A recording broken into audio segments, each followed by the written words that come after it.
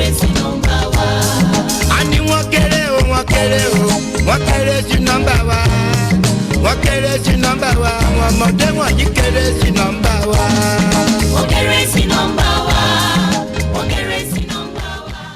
Not because I suffer fast, not because I pray and fast. No be your show, no be that. I'm watching. Daily, Osinachi. I'm no qua, Osinachi. One man, Osinachi. I'm watching. Daily, Osinachi. Mama, Osinachi.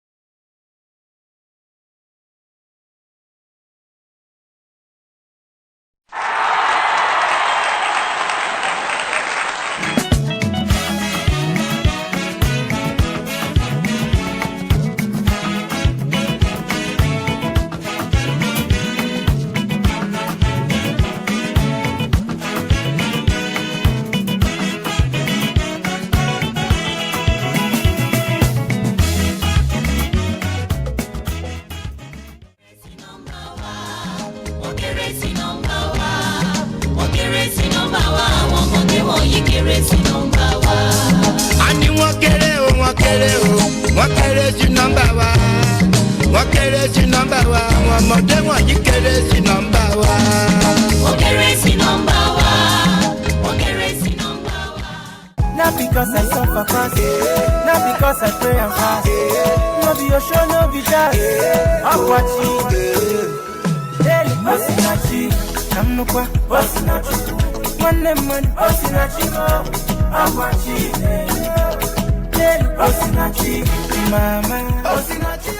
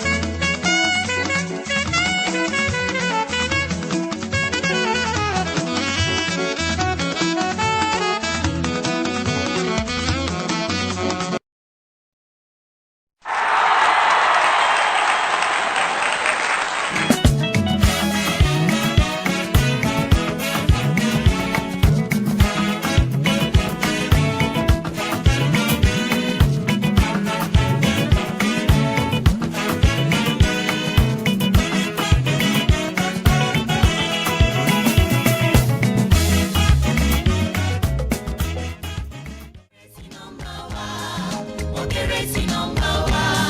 Wọ́n kéré sí nọ́mbà wa. Àwọn ọmọdé wọ̀nyí kéré sí nọ́mbà wa. A ní wọ́n kéré o, wọ́n kéré o, wọ́n kéré sí nọ́mbà wa. Wọ́n kéré sí nọ́mbà wa, àwọn ọmọdé wọ̀nyí kéré sí nọ́mbà wa. Wọ́n kéré sí nọ́mbà wa.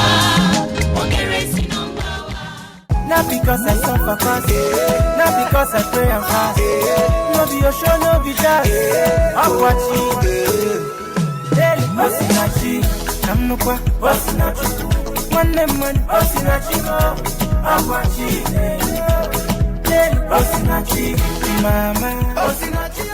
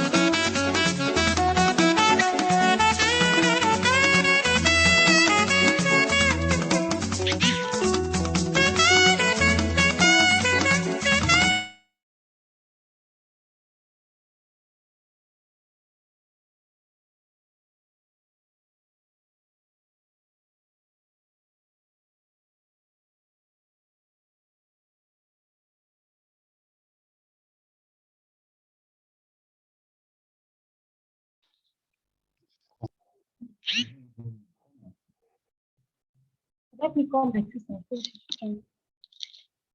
It's one side there.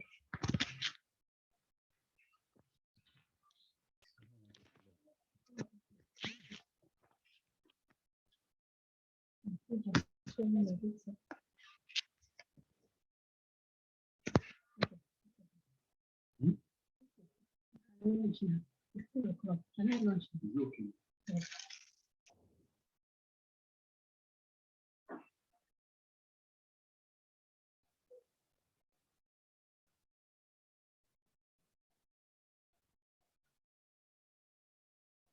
Still, I think we're gonna start with the okay.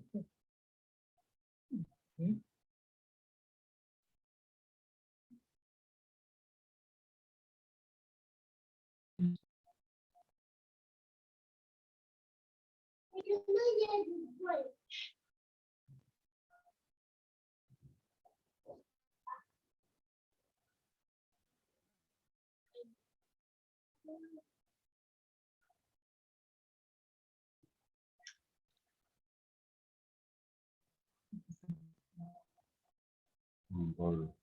Relax.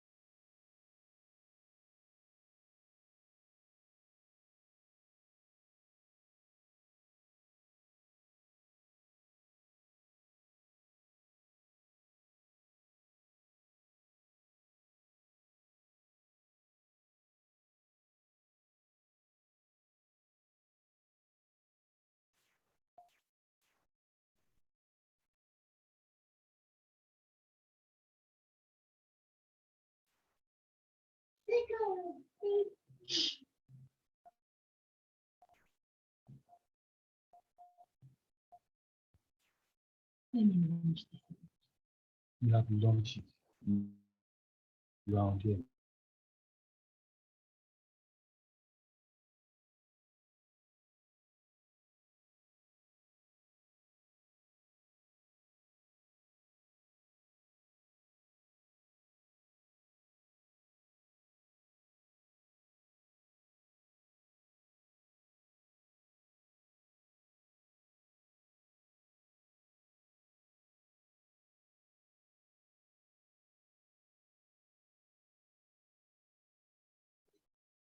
Thank you so much for being on this panel. Would like to give the other panelists a few more minutes to join. Thank you.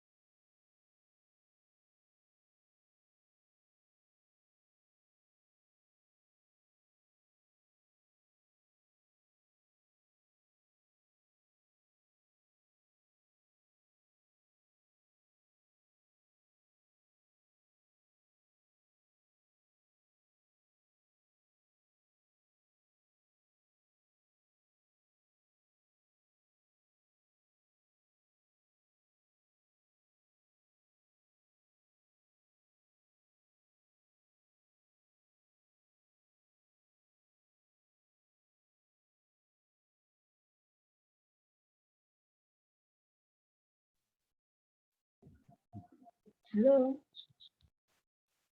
Hello? Hello, we can Hello? hear you. We can hear you. Thank you so much for Oh, joining good this section. afternoon. Good afternoon. Unfortunately, we have to give other panelists a few more minutes to join. So please, would Okay. like you to mute yourself as it's affecting the recording. Thank you very much Okay, once I shall again. mute myself. No, Okay. mute yourself for Thank now. you. Yeah, once we're about to start, Okay. yeah, thank you.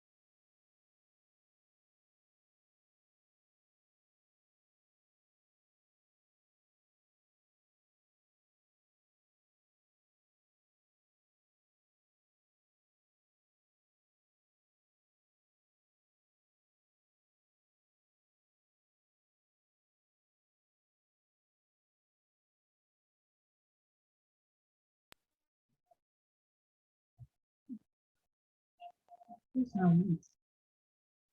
Once I unmute, I'll be able to see if something to be said.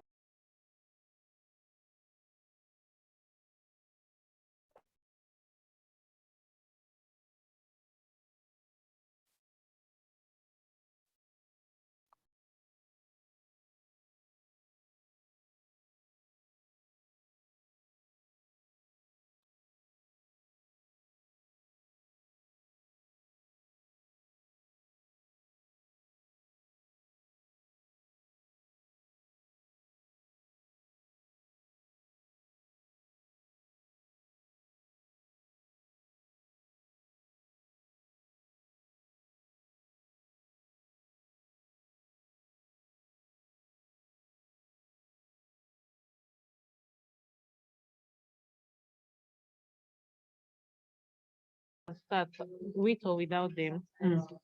Yeah, since we have the panelists and some people in some participants, I think we can start now. Thank you very much.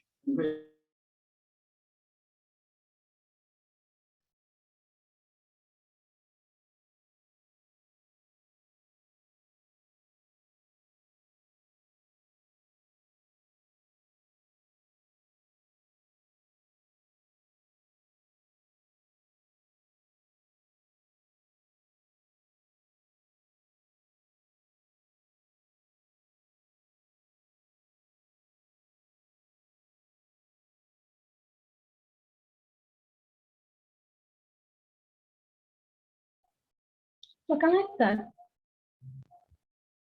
Hello. Yes, yes, you can start, please. Hello. You can start. You can start. Okay. Thank you. Okay, thank you. Good day, everyone out there for joining us in this section 9I of Lagos Studies Association Conference today, 25th of June, 2022. We'll be discussing gender in African art, a conversation with African women artists and scholars. It's going to be an interaction section, interactive section on the art and creativity of these female scholars and artists, and how they navigate their multiple obligations and identity as artists and scholars. The essence of this discussion is to provide an opportunity for junior women art scholars to learn directly from their experience, art, and incredible scholarship. I'm Angela Olisama Oshokoro from the Department of Creative Art, University of Lagos, Akoka. With us, I think right now I have only Dr. Otonye Ayodele from University of Lagos. While we are waiting for others to join us, I would like to continue from her, and I'll start by introducing her. Dr. Otonye Ayodele, the senior lecturer at the University of Lagos. She is a veteran sculptor and art historian. Her scholarship focuses on contemporary African art, particularly Nigeria art. Dr. Otonye, you are welcome to today's section. Thank you. Thank you very much. Okay. I will just go straight by, asking you questions while others join us. I believe they are yet to join. Once they join, you can now, ask them their own questions. Okay, first, I would like to start by asking you how you get to study visual art, and why did you settle in that particular field of interest? Thank you so much. Good afternoon, everyone. And I'm happy to be here. Well, that's a very interesting question.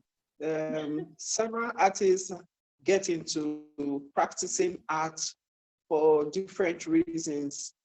For me, I feel it is a call. It's a call because right from my childhood, I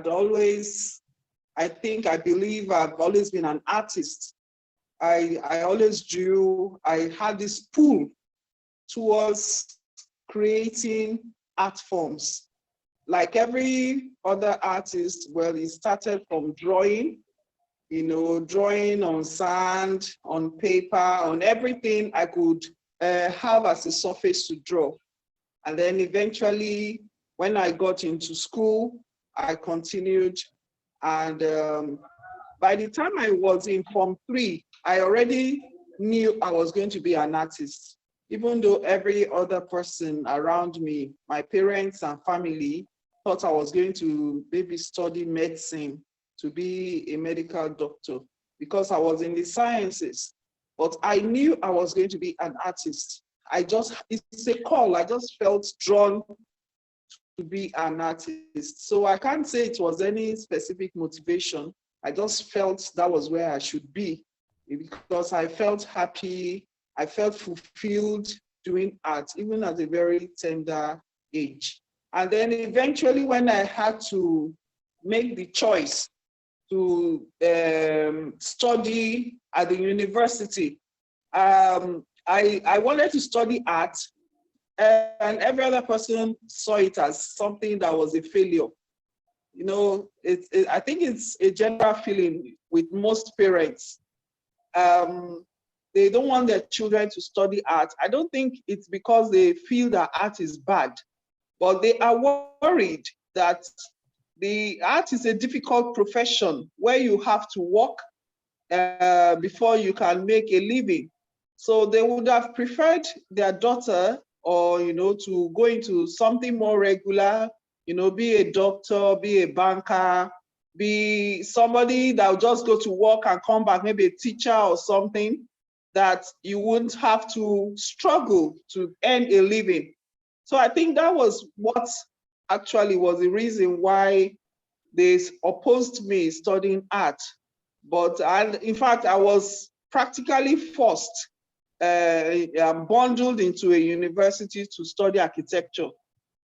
But after the first year, I just knew that if I had to be a success or make a meaning out of my life, that I had to study art. So I left architecture and eventually went to Zaria to study art.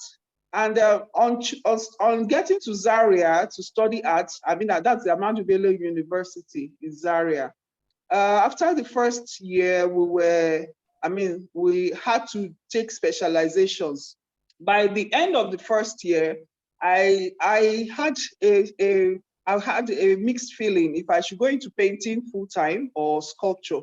But my drawings were actually very strong, and my lecturers felt I would be better off as a sculptor. That also did not go well with my family. Already, they had a problem with me studying art, and then now sculpture, and everybody said, you go and do graphic design. It's better you make more money as a graphic artist. And my father was extremely worried because he felt, in fact, he used to make a statement, how many pieces of wood are you going to carve to eat? He felt very worried that I may not be able to cope as a lady in sculpture. But here I am, eventually I went to sculpture and I really loved being a sculptor. Thank you. Wow, that's a very interesting one. Actually, I have witnessed when I was in school that some students actually want to specialize in a particular, section, especially that of sculpture, and they were denied because they felt they are females. So they ended up going to textile, painting, graphics, and I just keep asking myself, why? She's very strong when it comes to drawing, and she believes she can do very well in sculpture. But the school said no. They denied her that opportunity. Eventually, they took her to painting, and I felt very, very bad because it's an area and a cause that you have to do what you want to do. It comes from the inside of you. Nobody should deny you any area you want to go to. Okay, thank you very much, Dr. Ayodele, for that. We really enjoyed that experience. It's a good one. I think I have Dr. Lovin Onwapa. I think she has settled down now. I want to welcome her to the session, and I want to talk about her profile a brief before I ask her any question. Dr. Lovin Onwapa is a senior lecturer at the University of Benin, Nigeria. She specializes in textile and fashion. She's also an art historian. Her scholarship is on adapting indigenous motifs and symbols with available local materials from modern fashion. Dr. Onwapa, You are welcome to this session. Welcome. You're welcome.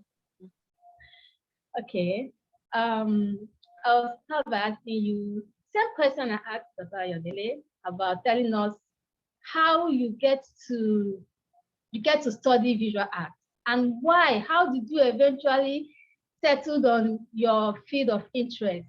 I know you have various fields of interest: fashion, textile, art historian. So just briefly tell us how you get to settle in that aspect.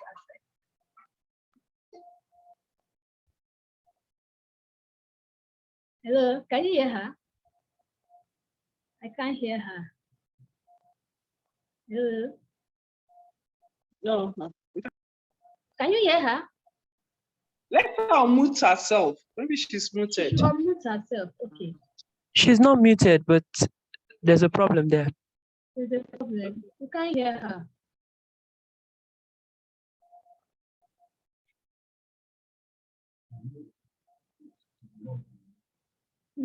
Let's just give her some time, maybe.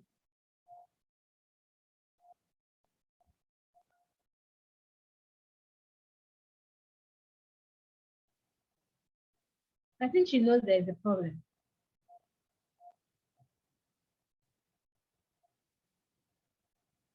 You can't hear her. You can't hear her. Okay. Okay, maybe we should just, Dr. Ayodele, maybe I should. I still can't hear her. Maybe, probably let me just still say something about what you raised. Okay. Yeah. Our society is actually a male society. It's not pleasurable to say that, but it's our reality. It's our reality that the society is a male society where it is where women need to put in a lot of effort to make choices for what they want to do. And that situation where you said somebody was forced into painting because they felt she was a woman, it still boils down to what I was saying earlier about being worried. Oh, how is she going to cope as a sculptor? You know, I remember when I was about to graduate, when I was in final year in the university, that my father eventually called me and said, okay, now you have decided to be a sculptor. I will advise you to go further immediately you graduate and make sure you have a PhD so that you can get a lecturing job. You know, he was still worried that I need to still have a means of livelihood. As far as he was concerned,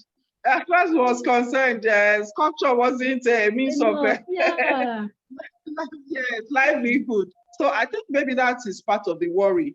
But I want to just put in here that being a sculptor or being an artist is not like being, I tell my students all the time, you are not the same thing as a bricklayer or a carpenter. It's not just a physical skill that you need. That sculpture actually starts in your head. Sculpture actually starts in your head, you know, so it is a mental thing. You need to understand the forms,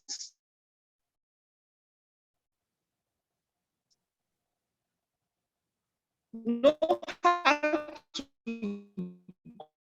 go about it before you act. So even now, I may not be able to take gold. I can still produce sculpture because it is in my head. It is my, you know, maybe I may not go welding. You understand? But I know that, okay, this is what I want. I have my drawings, I have my design, the material I use. I know the forms I want to produce. So I can get a bricklayer, I can get a welder to do the physical part of it, and I still bring out my sculpture. I think she's back. That's a good one. Okay, Dr. Nwapa. Hello, can you hear me now? Are you We can hear you. Yes, we can hear you. You're welcome. You're welcome. Thank you. I have been having network issues. We understand. It's the general thing. I don't know. Should you want me to take the question again, or you already know what I asked? Okay, I understand the question. How I became an artist and all that. Exactly. Exactly. For me, growing up, actually, I never thought of being an artist. I just see myself as being a fashion designer. That was what I saw, and that was what I loved. But as I continued my secondary school study, I met an art teacher, and I was trying to discuss with him. He said, "Oh no, sorry, that at the university level, there is no fashion, but what we have is textile. And if I have to study that, I have to go through fine arts." I said, "Okay, no problem." However, my dad wanted something else. So I had to go and do it. I said, "Dad, I'm sorry, I can't for the accounting which you want. What for? I want you to follow my area." I said, "Dad, I'm sorry. I just love making people look good. So that's what I want." He said, "Okay, it's all right. But you don't really have a fine art teacher at the higher level than with senior classes." I said, "Yes, we don't." He said, "Then how do you do it?" I said, "I don't know, but I just want to do it." He said, "Okay, fine." In fact, a week to my final exam, he was forced to go and look for a tutor to teach me for the exam. That was Mr. Nwaje then at the National Museum. So I had to go and spend just a day with him to teach me and put me through how to write my mock and all that. At the end of the day, I succeeded. I passed and I got admission into University of Benin. And getting to University of Benin already, I know what I want. So even when everybody was saying, "Oh no, you are going to be good with ceramics and all that," because I was also doing well with ceramics, I love ceramics. I said, "No, no, no, no, I'm going for textile. That is what I want." And at the end of the day, when we had exhibition, that was at 200 level, we had an exhibition for area of specialization. I just deliberately eliminated all my ceramics works. I kept just one. I kept just one and produced more textile works. So immediately, late Mr. Boete then walked in. I was like, "Who is this textile artist? This person is going for textile."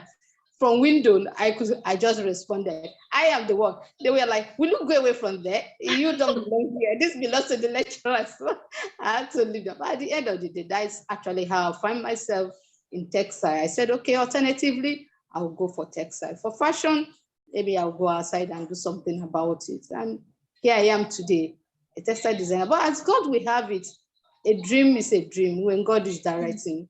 I found myself at the higher level, which is PhD. And then I found myself studying both textile and fashion at the same time. And today I'm both fashion designer and a textile designer. Thank you. And I also know you're an art historian. Yes, of course, I'm an art historian. You know, at the beginning of arts, back then, way back then, there was no area of specialization when it comes to textile, fashion, and other areas. The only thing we were having was artistry. So when I finished my first degree, my dad advised me to go for artistry, which I did. And of course, I enjoyed it. And when I was done with artistry, I got the job at the University of Benin. Behold, I had to go back for another master's, and that was for textile. So that is so I'm both an art historian, a textile designer, and a fashion designer. Thank you very much. Thank you so much for that. We all have our own stories. Mine is a different one entirely, but I also thank God that I eventually got myself where I've always wanted to be. Okay, so that will take us to the next question, and that will be for Dr. Mwakba. What does it mean, as in, what does gendering of art mean for women scholars? That is women art scholars. When you say gendering of art, what does it mean for women art scholars? Well, for the women art scholar, actually it's not supposed to be a problem, but due to responsibility of a woman, those problems have to come in. A woman have to multitask. Being a woman, you have to be a mother, you have to be a caregiver, you have to be a wife, you have to be a career woman, and you have to be a practicing artist. So in the practicing, that is where it seems as if the men now have an advantage over us because we have a lot to do, a lot on our hands. However, that is not a problem for the female artists, because I have seen so many female artists who have made it. We couple with lots of works we have, and we succeeded in practicing effectively. And so some areas we also have a little problem is you find some areas like sculpture and metal, then they want the male folk to be there instead of the female, thinking that when it comes to ability, the physical ability, the women does not have it. But still, that is not a problem because we still have some good female sculptors. So gendering is not really a big issue for the women because art is an innate thing. It's there, right there. It's a gift in every person or every artist. So the self-expression of a woman is not quite different from the self-expression of a man. The only difference is the responsibility that a woman is saddled with that seems to reduce her creativity. Or rather, is to create a big gap, a little gap between the male and the female folk. That's all. That's a fact. And I got to know that despite the so much works at home, women artists are still able to cope. We're still able to push on in our various areas. We are still able to do what we are supposed to do and represent ourselves very well as well, compete with the men. Like they always say, what a man can do. All right. And that will take better. That will take us to the next one, Tata Yodele. I want to ask you, if women art produces unique art, as in do women art scholars, do they produce unique art and do they secure unique audience? That's what Dr. Yodele. Okay, thank you. Like Dr. Wankwa said, can you hear me? Yes, Very I well. can. Okay, Very okay. well. I said just like Dr. Wankwa said, I don't think there's actually a difference in the creativity of a female artist or a woman artist and a male. The creativity and skill, and they always come at part. They are the same thing for both genders. But like I said, there's a kind of partitioning, which I would call it partitioning, that comes in to play because of the kind of society that we find ourselves. For example, in most of the schools that I have been, I noticed that many females go to textile. And if you see a boy, and even in Unilag now, if you see a boy, for example, in textile class, most likely that boy would have been asked by several people that, what are you doing in textile? Because they kind of believe that textiles is about clothing, fashion, and things like that. That it's a women thing. And the boys should go to graphics, they should go to painting, they should go to sculpture, and so on. So sometimes there's that kind of partitioning, but I don't think it actually affects the kind of works that women produce. They produce works just like their male counterparts.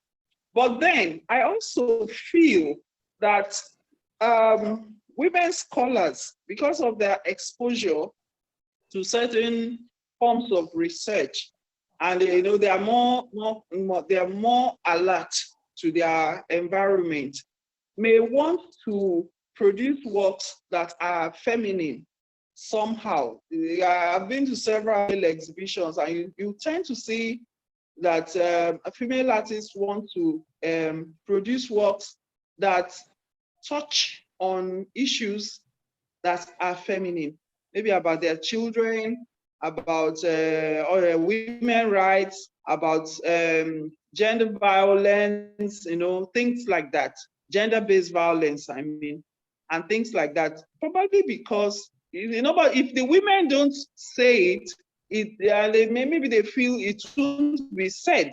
So sometimes you see that kind of gendering, the female gender want to talk about feminine things. So that's the only thing I can say that happens. Then talking about audiences, there's no difference.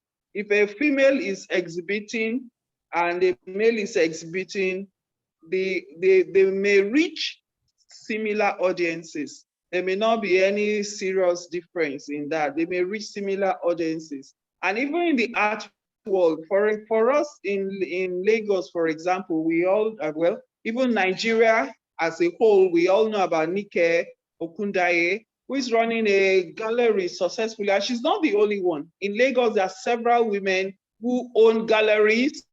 Some of them are artists and also own galleries, and they are promoting art, and also other parts of Nigeria. And they have good audiences. Their audience don't reject them. They don't say, oh, she's a female and there's something wrong with her art because she's a female. No, they meet the same audience with their works. And I think it's good response, just like it does for the man. I'm done. Thank you. Thank you for that.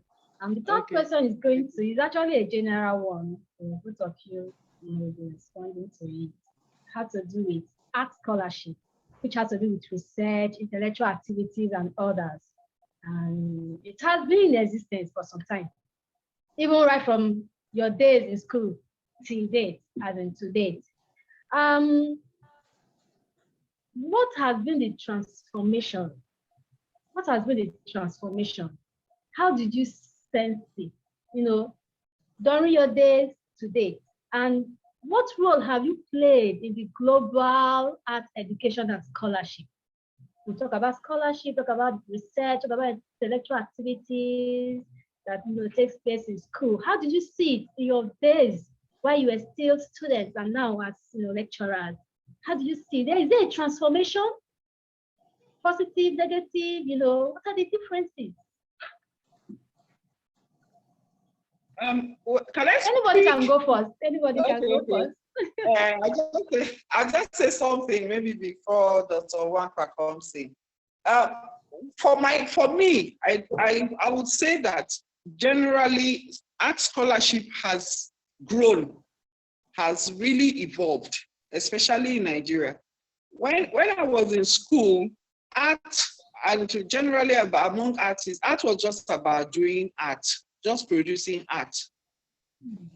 We used to hear that some people, maybe because there were no venues for further scholarship, for further training in art.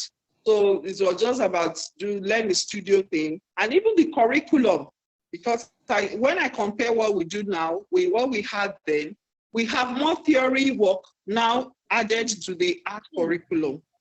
The curriculum then was just draw, paint, carve this, do that.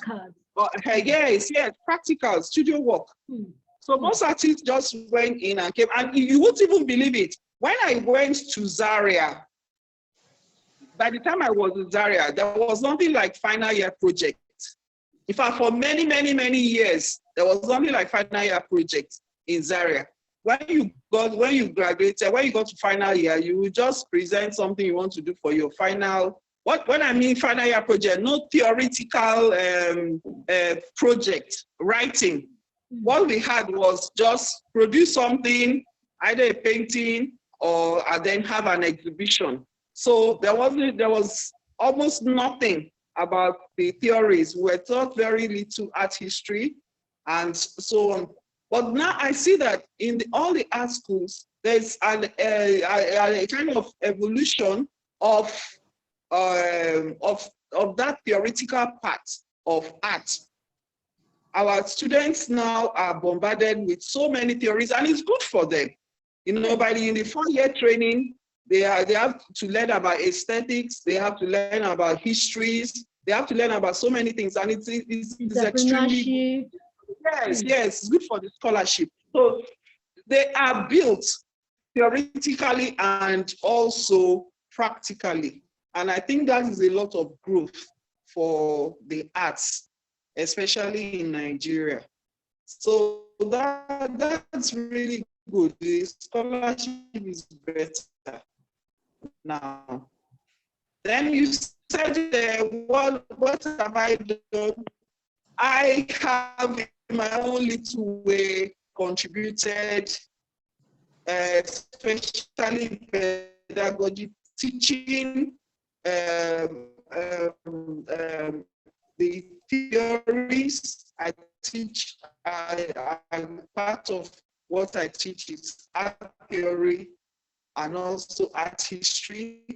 And then I've also done a lot of research after my PhD. Done research in different not LSA presented a paper on Nigeria hearing. I mean, they know very little about Nigeria. They hear about Nigeria, but not or to the global knowledge of Nigerian art. Thank you. Thank you for that. Okay, Dr. Nwapa, can we hear from you? Yeah, the scholarship over the year has improved. When you look at what happened in the past, Angel, I remember then when you were a student and you're laughing. Yeah, and then as a student, it was just up your practical things, and then artistry was just upcoming. And then people are running away from artistry. So after I had gone through it, so I knew the experience, and I was encouraging the younger ones like Angel. I said, Angel, you go for it. I know it will be a bit difficult for you, but with time you get used to it. So but presently, even at the first degree now, we have students specializing in the area of artistry. So it's no longer a thing of a problem anymore. People specialize there just like they specialize in painting, sculpture, ceramics, textile, and fashion. So artistry has grown over the years, which is theoretical. And when it comes to postgraduate program, because I believe then it was because there was no postgraduate program in the area of specializations like the painting and so on. So that's delayed or reduced the scholarship. But with the introduction of postgraduate program, it has increased the people. Now you can produce a work and talk about it.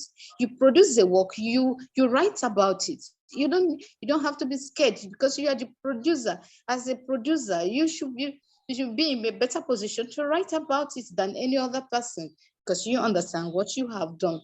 And so that has helped the scholarship presently.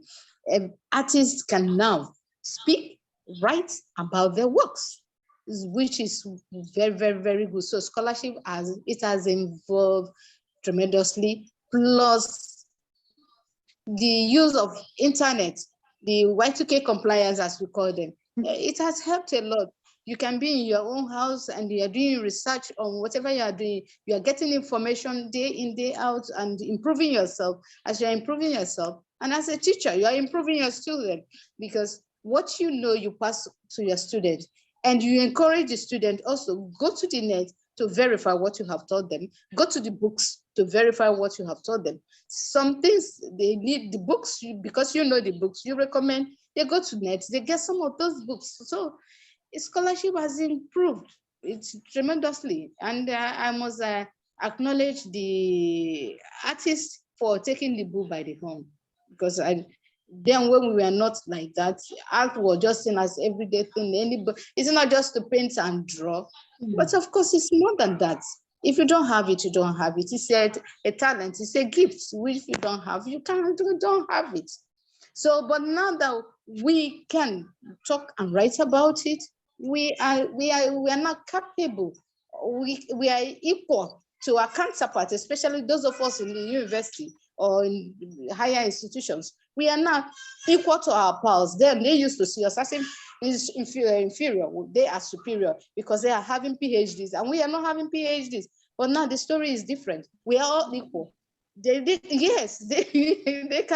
are professors in different areas. We are professors in area of art. So we have both male and female professors in fine arts, which is a kudos to the art world. We have grown and we must applaud ourselves. So, and I will use this opportunity to say thank you for those who saw the vision and made it possible that we, the younger generation, can follow and even do better. Yes, for that. And for in terms of imparting knowledge, research is a continuous thing. As a researcher, I have done so many research. I have written about them, documented them, the practical ones, the theoretical ones, and I also impart that same knowledge to the children because that is the most important thing. It's not enough to do, but enough to impart so that there will be continuity. Not that when we leave the system will go down. Thank you very much. Oh. Thank you for that. I want to use this opportunity. So thank you for your tutorship. Dr. Onwakwa is actually my lecturer. She taught me in 300 level at the University of Benin. She has been my mentor, my mother, my teacher, in short, everything. Just want to say thank you for that, for being there. Thank you so much. I actually want to say that scholarship has, has done so much. It has been so commending. I remember those days while we were still in school, some artists can do, you can paint, some can paint very well, they can sculpt very well, but they can't speak about their work. They will all want an intimidate, as in somebody, a mediator, to talk about their work for them. They want to go for, some one or two interviews. You see them struggling. How can I do this? How can I do that?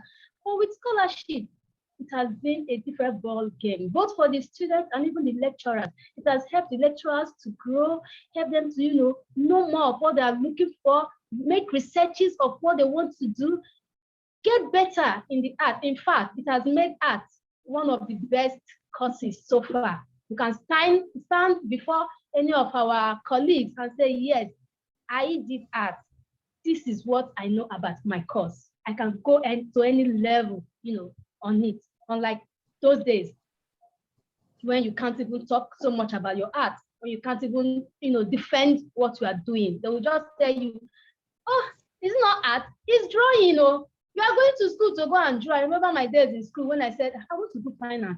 You want to do fine art? What about those people doing law? What about law? I remember somebody told me, the grade you had in that fine art, if you put it, if you had done law, you would have, gone for it.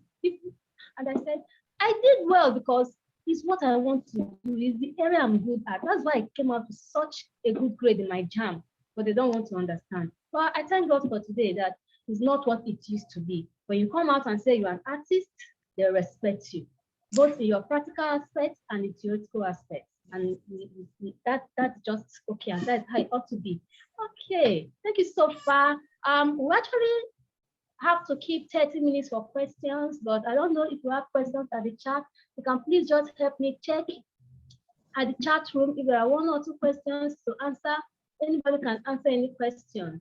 And that will take us to the fourth question, which talked about this time I want to be, personal again now. And I know that Dr. Ayodele, you're a sculptor, you're an art historian. How do you blend multiple obligations and identity as an artist, and as a scholar? How do you blend these obligations? How do you blend them? Okay, thank you. Well, as a scholar, I don't think it's actually too different being a sculptor. There's nothing too particularly different being a sculptor. The only time I felt different was when I go, rather, the only time I feel different is when I go around traditional people. Um, I notice that they get scared or they act funny towards me that, oh, you're a female, and then you are touching some natural things. As somebody said, oh, you are touching clay, you are touching wood, that these are they are power things, they have a kind of interpretation to those things. And I remember somebody saying, don't curse your students, so don't say bad things to your student because you are touching natural forces that so and I was Power. just curious what's special about being a sculptor, a sculptor and all that. So, but I don't think there's a difference between being a sculptor and being a painter. All trying to create. We're all trying to create and express ourselves just using different medium. That is all we're doing. For me, being a scholar has actually helped me a sculptor. I was first a sculptor after my first degree before I went into art history and then grew to be a scholar. I discovered that being a scholar kind of give an articulation to my work because when your mind is enlightened, you think that you can put a lot of things in perspective better. You are not just sculpting forms that don't have meaning because now you have knowledge that helps you to do things, not just like trial and error, but you are now more focused on what you are. For me, being a scholar has helped my work be more focused as a sculptor. I can choose my medium more specifically now because, okay, I want to do this because of this. I want to use wood to express this because I have the knowledge, which I probably have, which is better than what I used to do before. So that helped me. In terms of work, I must say that I am not working as much on sculpture, much as I do with the other things. Of course, the reason is obvious. All of us are in this profession. We know the issue about publishing. So I can't be engaging. I can't be engaging in studios and be staying hours in the studio when at the end of the year they're going to ask me for the papers that are published. So that coupled with what Dr. Onwakwa said earlier about women having to multitask also slows down my studio practice, but I work.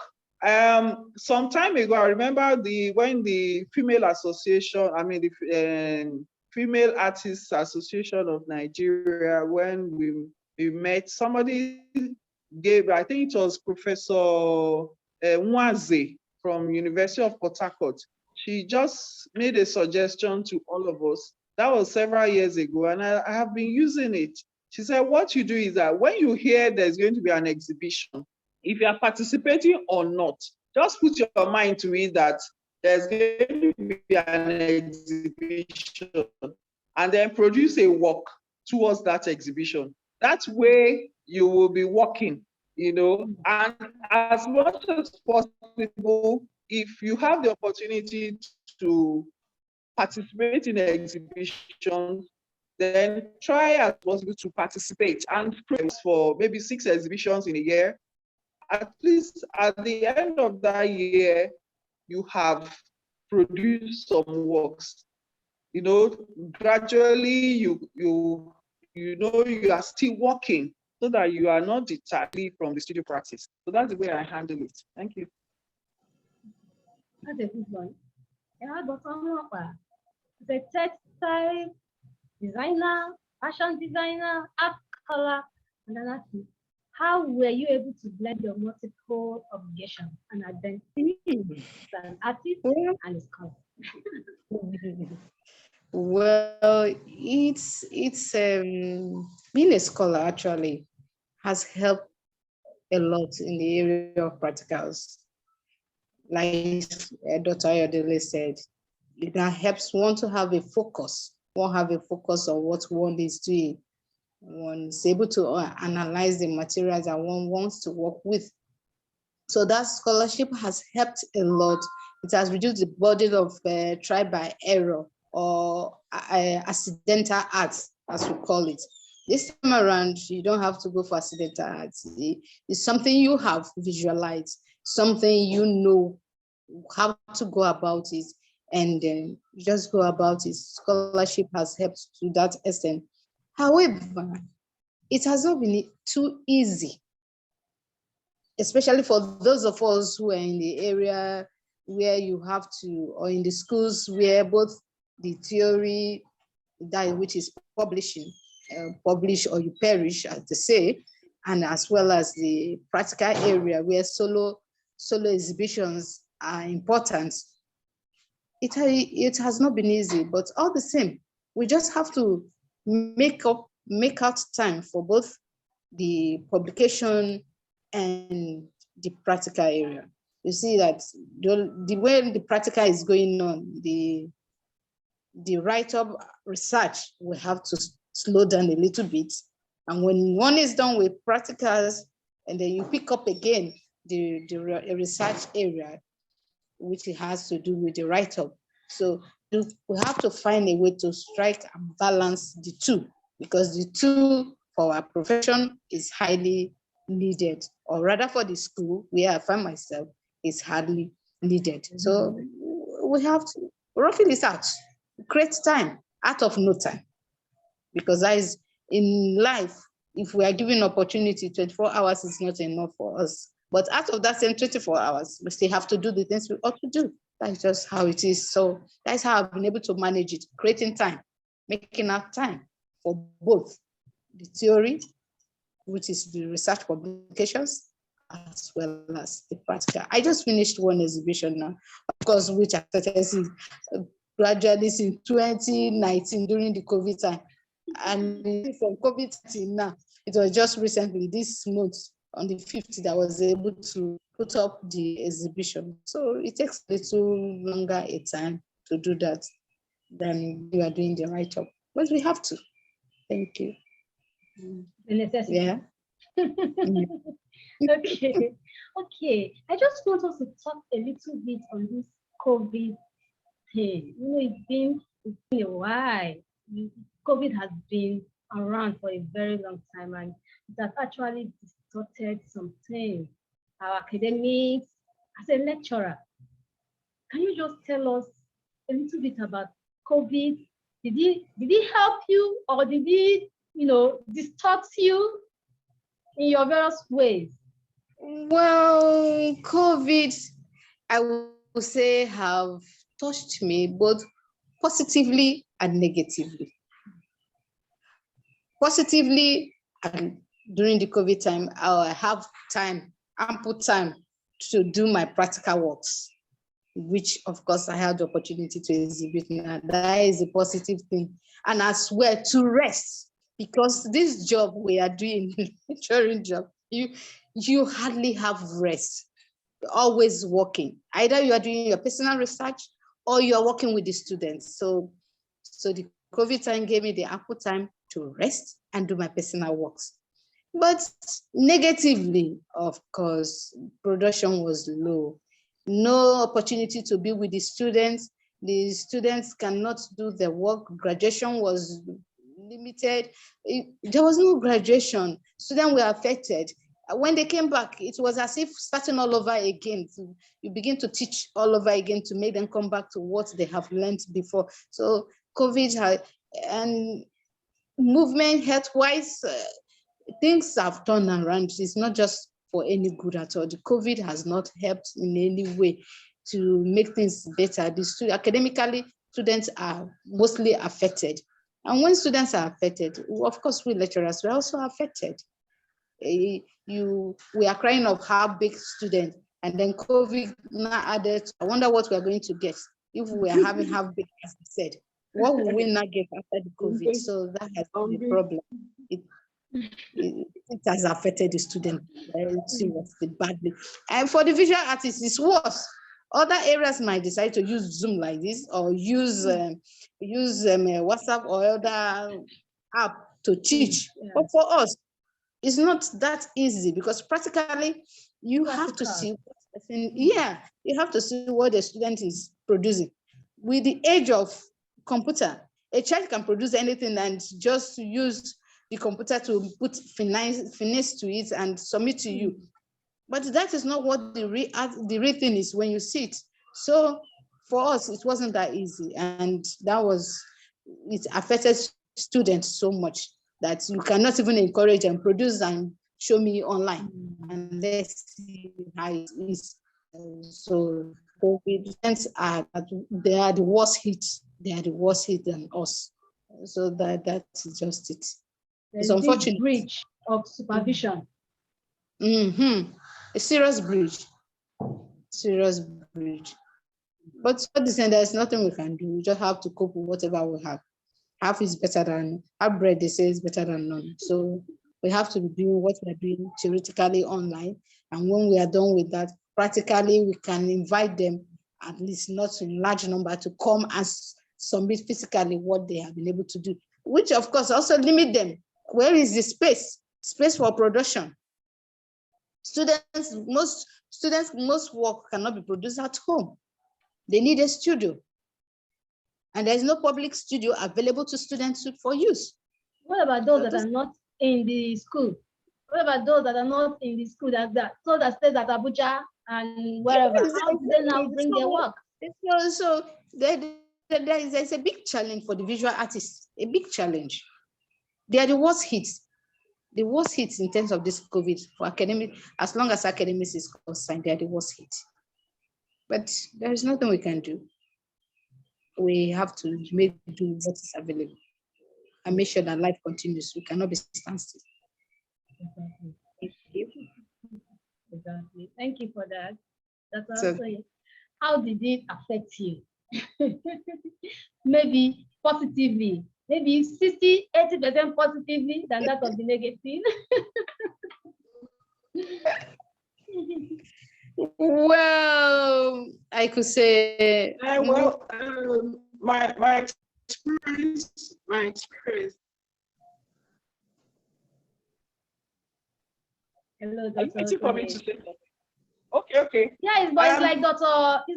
Onwapa is still saying. Dr. Onwapa, are you still saying something? Do you have something to add to what you have said? No, not at all. I'm okay. Okay. Let's hear her.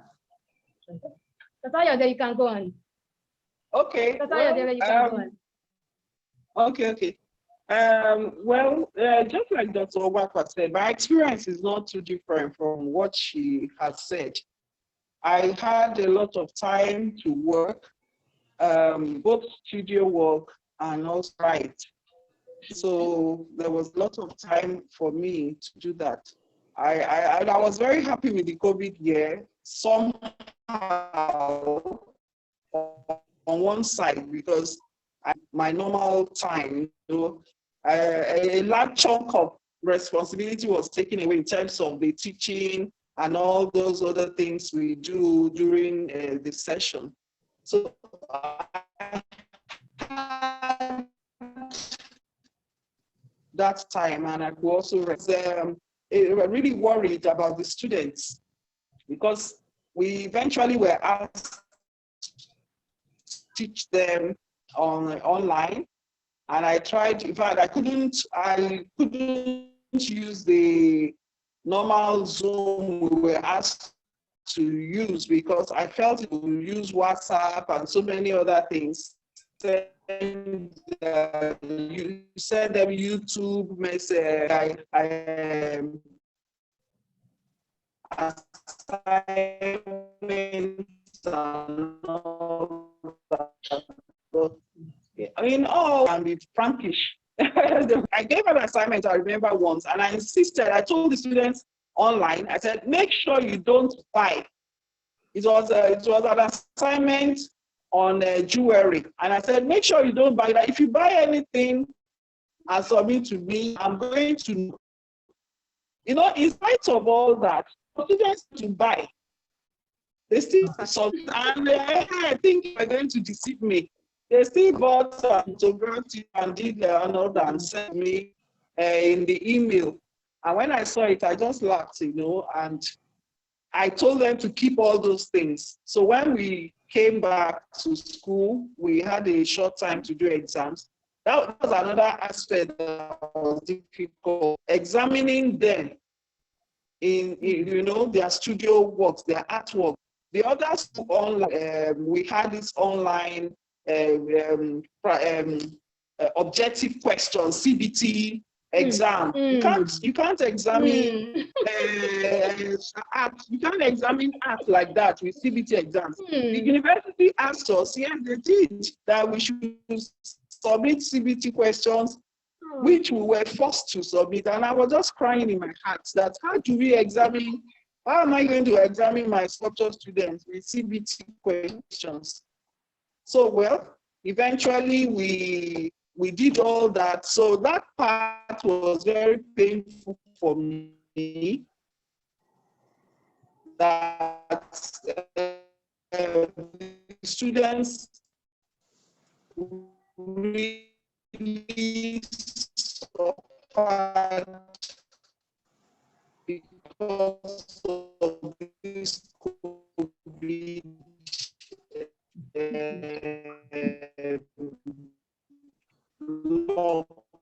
lockdown. And the surface, and I think it will help. It will make those who are graduating. Some students were graduated. We graduated a set of students, so a lot, and yet we had 12 just the sad part of it. But altogether. Okay, notice my students having almost 100. They all did well. I don't know how they got to do the exams, but they all did well, and I knew that this is not ordinary. So they could cheat. They could do whatever they doing exam outside the class. It's not actually the best. Thank God we will soon come back, and we pray that things will just be normal. Okay. Excuse me. Female artist. Hello. Yeah. I can hear you. I'm seeing a message from the third panelist. She's saying that she can join us, but not as a panelist. I don't know if you can help her to be on the panel. Okay. I can't see her. Please check your chat. She sent in a chat, a message in the chat just now. Okay, at the chat. Okay. Fatima.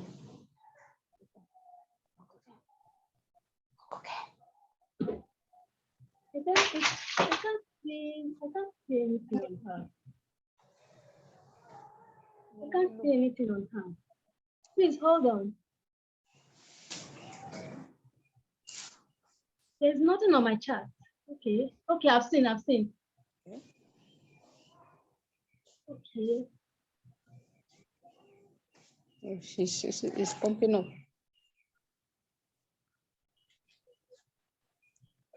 Can she join us now? She can join us now.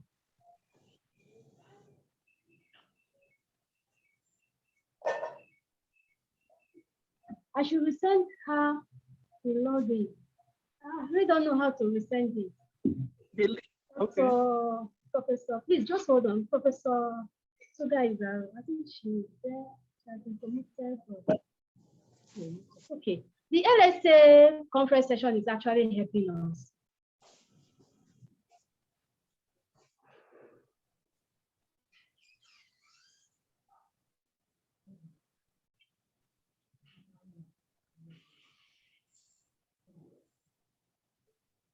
You can see her chat. The LSA conference session, please. See a way you can help us. Professor Suga is on. She wants to join us.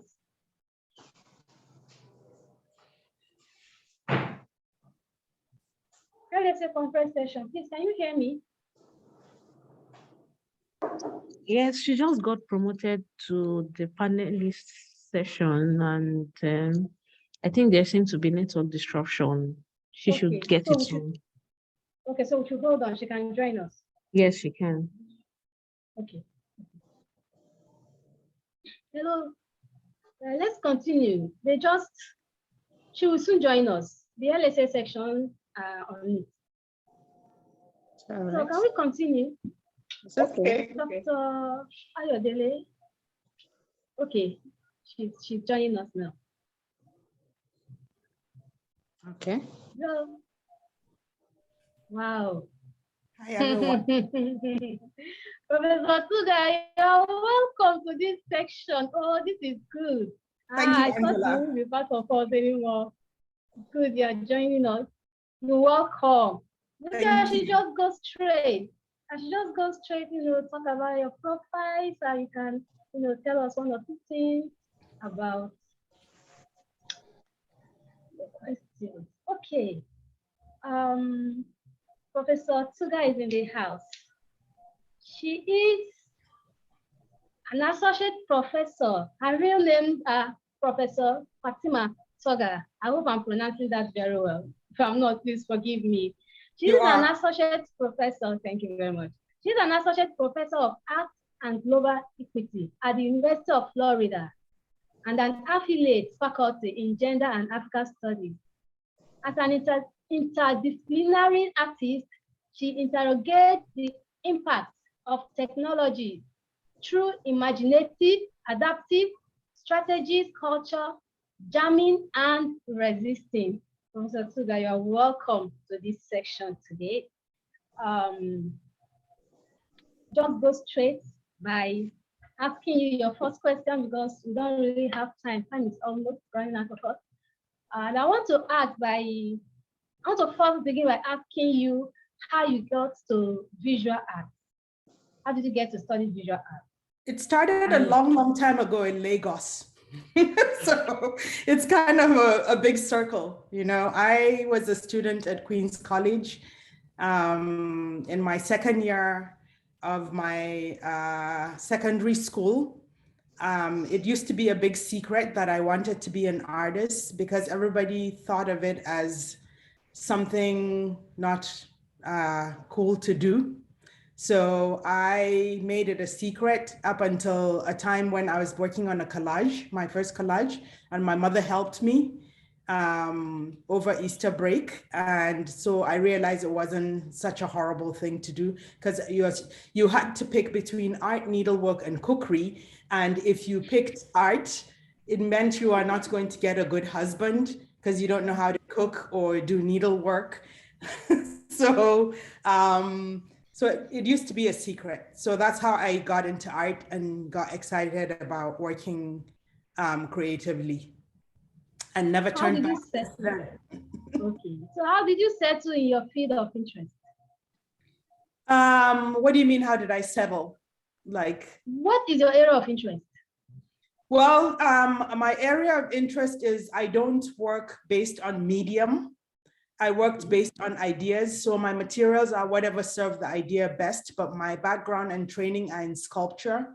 And the reason why I chose sculpture at the time is because it's the one area where I could make a video today, do a performance tomorrow, and build something and nobody was gonna question it. I could do whatever I wanted. So that was why I ended up in sculpture. Besides, I think it's good to have good building skills where you don't endanger people when you build something. So sculpture seemed to be the appropriate and area for me to do that kind of exploration. Whereas if I was in other areas, my specialty would be very narrow, and then I wouldn't be able to kind of move from medium to medium. Thank you for that. Thank you. Second question. Sorry, I'm going to kind of, be on you for now because you've not been around for some time. So I'll go on to my question. Second one, which talks about what does it mean to take to be a woman, an art scholar, and an artist? What does it take? Be a Um, woman? it takes a lot more, I guess. You know, and for those of us that are expats and outside and outside Nigeria, it even takes another layer because you have to deal also with the race factor other than the gender factor on top of being a woman. But it's a juggling act that's ongoing in my experience. And it is also, even in terms of equitable pay, I still think that recently I was told for a big show that I was asking too much in terms of an artist fee, and that even I was rattled off the name of 4 male artists and told even they didn't ask that much, you know? And what I was asking for as an artist is $15 an hour with minimum wage in the United States. So I think that there is still a lot of challenges that you face as a woman working in the art world. Even though there is a lot of women artists working in the art world as artists, I think our challenges are different than, say, maybe men or even men of color. So it's an ongoing thing. And then the other challenge that I have is using technology. People think it's not African and I shouldn't be working with it. So that's also adds another layer to the multiple ways that you have to work. And academia itself, it's very challenging environment to work in for women and for artists, you know, because clearly all the financial resources of academia are not necessarily directed to art departments. And then because of the limited resources in art, there is a lot of scrambling. So academia in art can be a very violent thing to participate in or be a part of, where there's also professional jealousies if you're doing well and your peers are not exhibiting as well, when really what we need to do is band together, because we can get more by working with one another. If one person is taking time to have exhibitions in the US, there seems to be this contradiction where we want people who are active, but when we get them, we don't want them to be active. So it becomes really a schism. What you're judged on is your research, in our case is art, and then teaching and service. But if you're active as an artist, then people don't want you to be active as an artist, but they want to judge you, you know, for your activities as an artist. So there's this like inherent contradiction. And I think that's tied directly to the resources that are given to art. We don't have a lot of resources, right? It's not, we're not engineering, we're not the sciences where like all the funding goes. So I'm sure we're, you know, across the board, you know, I'd say that the rest of you, my sisters, are probably facing the same kind of circumstances, even in Nigeria. Thank you for the questions. Okay, third one is, you know, art scholarship. I'm talking about the research, the intellectual activities and others has been in existence from your undergraduate days to date. And I'm asking, what has been the transformation? What changes have you seen? Have you noticed? Is there any changes at all from your school days till date? And what has been your own participation? What role have you played so far in these changes, if actually there's been some changes? I went to an undergraduate that didn't value or engage in a lot of intellectual theoretical discourses in art. So that was something I had to seek out myself and work towards an understanding, just like my knowledge in African art is kind of something that I have educated myself on. So it wasn't until graduate school that I was engaged in an environment that really focused on theoretical aspect of art. and intellectual pursuits that weren't necessarily things that I was working on myself. So I've noticed that change. I know still in the US, we have a lot of schools that think high modernist formalist activities are the way to go in art, and that sort of the discourses should just be dismissed. So there's still that kind of schism of push and pull depending on environment. Luckily, University of Florida is not that kind of environment. There's a lot of openness for the ideas that I'm bringing, especially now that my role is as a professor of artificial intelligence in the arts. So it is very interdisciplinary, the approach that has to be taken. I don't think we can keep these silos of painting, sculpture, like based on medium. My goal is to break those segregated borders of aesthetics and sort of work across multiple mediums and materials, as well as engage in theoretical discourses. And not everybody is open to that. So the change that I've noticed of late is that students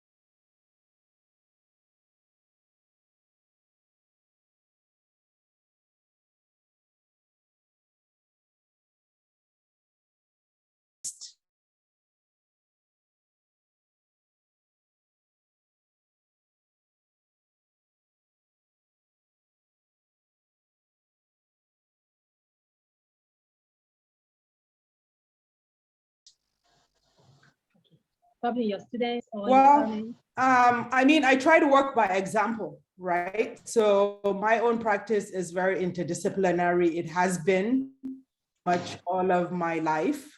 I have always worked not based on materials. I have worked based on what material serves the idea best.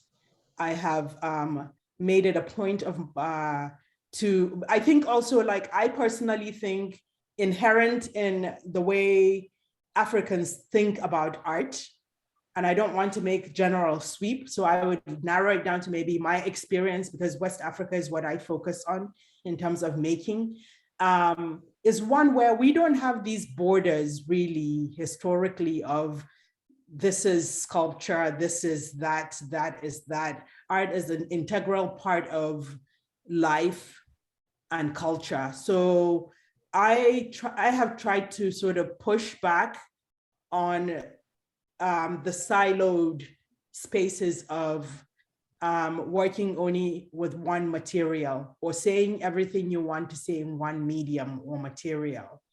You know, along the way, I've also think I'm pushing for more space for voices of the Black female voice, by featuring women as subjects in my own work. The protagonists often are women.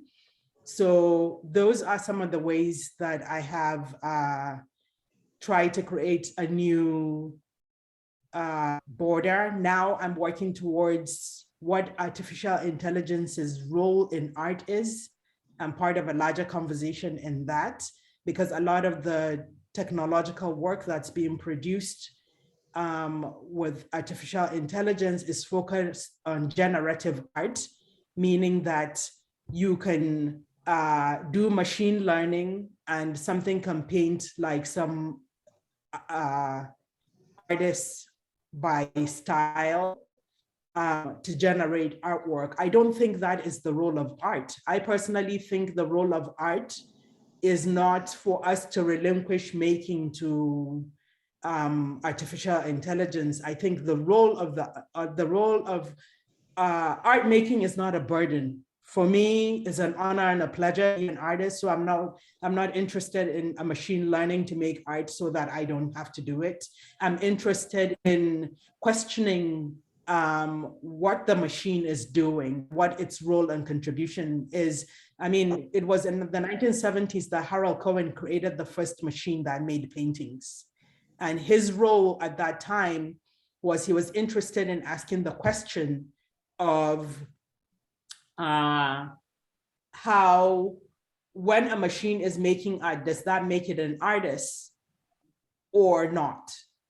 And I'm not interested in that question. Somebody's already asked that since the 1970s of artificial intelligence. I'm interested in asking some of the inequities that come with machine learning, and how do we challenge those, and how do we change those?